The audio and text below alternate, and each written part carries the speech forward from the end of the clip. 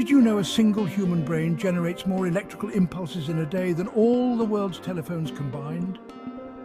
This electrical storm is the physical manifestation of consciousness, the mysterious essence that allows us to experience the world, to think, to feel, and to dream. But what exactly is consciousness?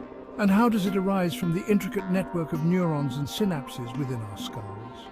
The answer, my friends, is a mystery as profound as the universe itself, a puzzle that has captivated philosophers and scientists for millennia. While we may not have all the answers, one thing is clear.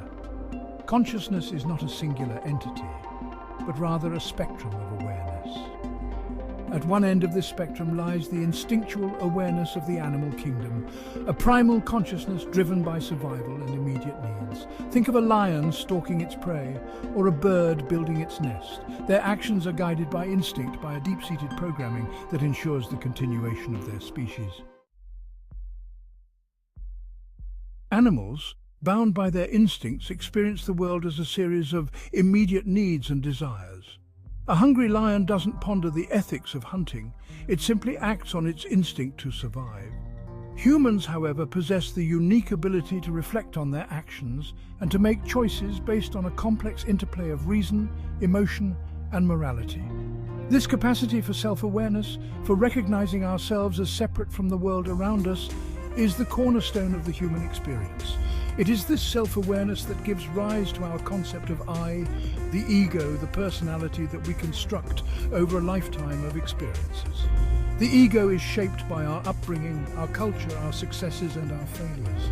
It is the part of us that craves recognition, that seeks pleasure and avoids pain, that strives for success and fears failure. Think back to the image of the ocean. While the ego is tossed and turned by the waves on the surface, the higher self rests in the calm depths, unaffected by the storms raging above. It is a place of profound peace, wisdom, and interconnectedness. Connecting with this aspect of ourselves is not about denying the ego or suppressing our desires. The higher self is our connection to the divine, the universe, or a higher power. It is the source of our intuition and flashes of insight. Quieting the ego allows us to access wisdom and guidance. This connection is available to all of us if we know how to listen. Consider Nikola Tesla, who attributed his inventions to moments of quiet contemplation. True innovation arises from aligning with the universe and tapping into the higher self.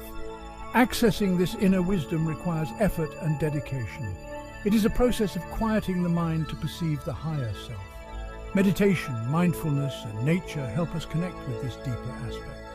Cultivating a relationship with our higher self aligns us with abundance and joy. The more we cultivate a relationship with our higher self, the more we align ourselves with the flow of abundance and joy that is our birthright. Section 4. The Ego, Sculptor of Our Individuality.